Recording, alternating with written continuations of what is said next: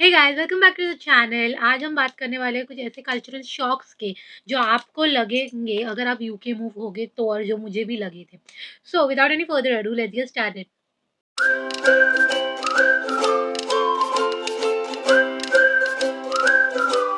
Okay, so video चालू करने से पहले मुझे ये बात बताना है कि where I was gone from so long, क्योंकि ऑलमोस्ट 2 महीने हो गए हैं मैंने कुछ वीडियोस नहीं डाले हैं, ना ही विशाल ने कुछ अपडेट दिया है। We are really very very busy, specially मैं, because I have moved to the UK, I have moved to the London. और let me tell you, things here are not easy, and I'm getting used to everything.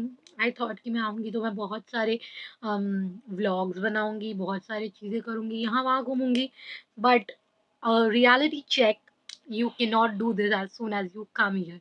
You will take little time, आपको थोड़ा time लगेगा यहाँ के environment से, यहाँ के सब चीज़ों से अक्वेंटेड होने के लिए। And to be really honest, आपको अगर मैं सच्ची में बताऊँ तो सबसे मेन बात यहाँ पर आपके लिए रहेगी कि आप एक अकोमोडेशन ढूंढें, and getting an accommodation in the UK is not easy.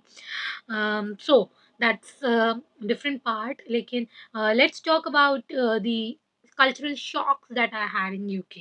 Number one ये है कि यहाँ पे पीपल बहुत ज़्यादा काइंड है, like specially if they are Indians staying here from so many years, but not only Indians, let me tell you, the non-Indians are also kind.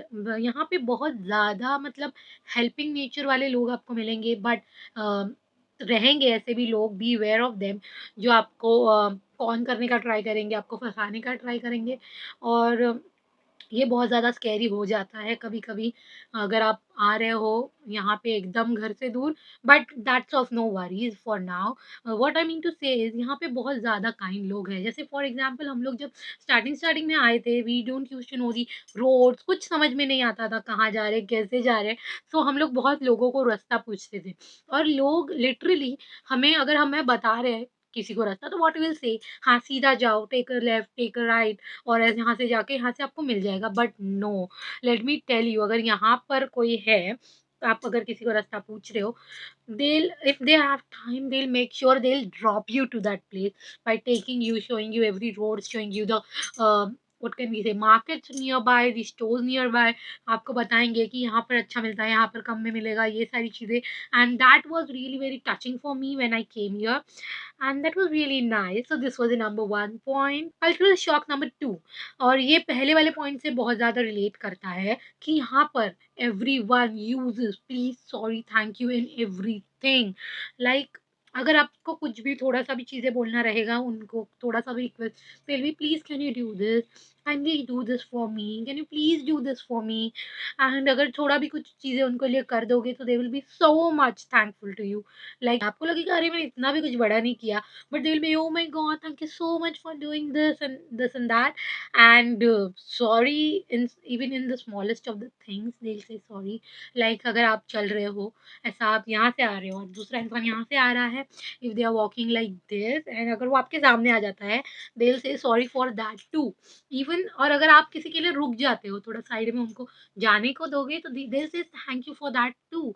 आई, हमें लगता है कि ये छोटी सी बात है, अरे इसमें क्या है, थैंक यू और सॉरी बोलेंगे, लेकिन ये बहुत बड़ी बात है। इंडिया में हम लोग को इतना थैंक यू, सॉरी, प्लीज़ बोलने का आदत नहीं है। वी फील कि हाँ ये तो कर ही देगा, लेकिन नहीं, यहाँ पर हर छोटी से छोटी चीज़ के लिए प्लीज़, सॉरी, थैंक यू का यूज़ किया जाता है। And that was very very I can say shocking for me, because हमें इतना यूज़ नहीं है, हमें इतना आदत नहीं है ये सारी चीज़ों का। So that was the second cultural shock for me. So the third cultural shock is, यहाँ पर हर चीज़ में हाय हेलो नहीं बोलते हैं। यहाँ पर हेलो का मीनिंग रहेगा, they'll say you all right, and that means they are saying hello to you.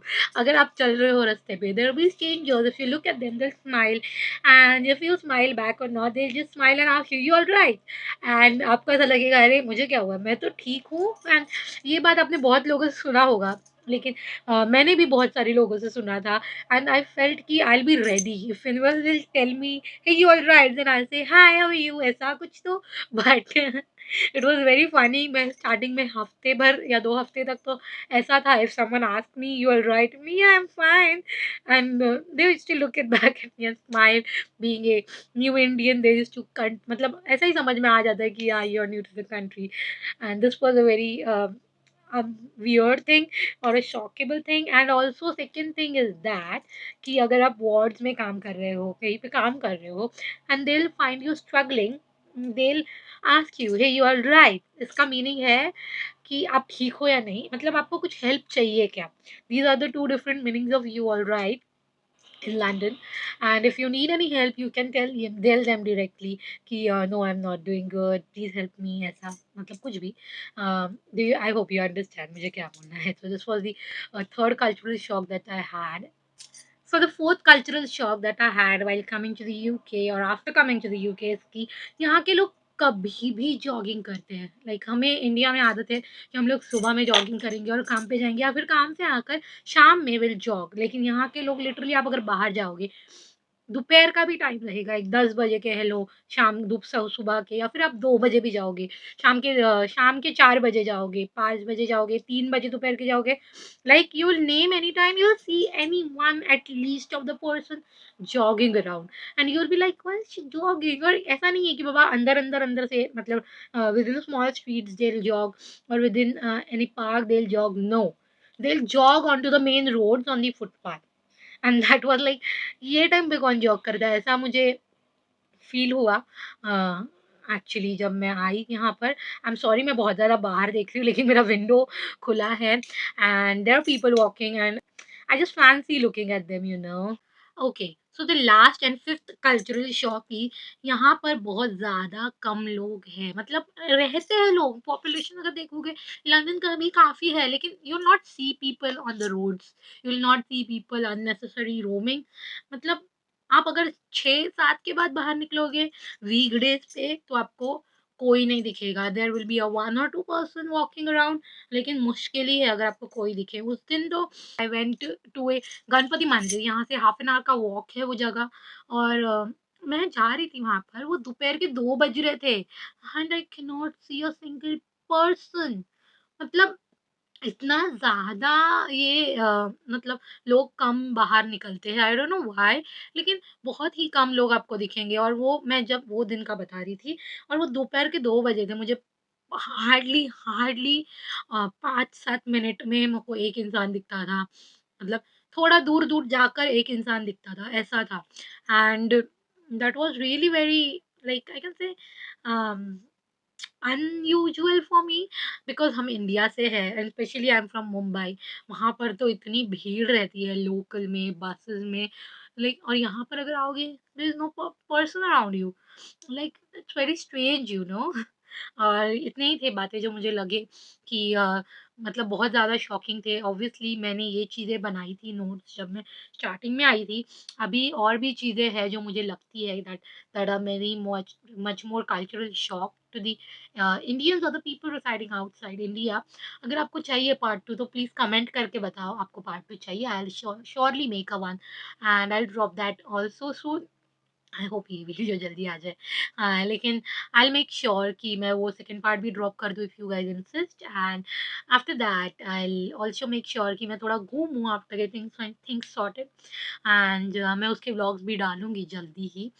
And that's it for the day. If you like the video please subscribe to our channel. इस video को एक Thums up देना मत भूलना। सबके साथ share करो, those who you know जो घूमने वाले हैं यूके में या फिर आने वाले हैं यहाँ पर काम के लिए या पढ़ाई के लिए। And that's it. वीडियो को लाइक करो, चैनल को सब्सक्राइब करो, कमेंट कर दो आपको कौन सा वाला बात है इसमें से बहुत ज़्यादा शॉकिंग थी और आपको क्या चाहिए सेकंड पार्ट इस वीडियो का। And that's it. I will take your leave. Bye bye. आता साठी बाय। काळजी घ्या।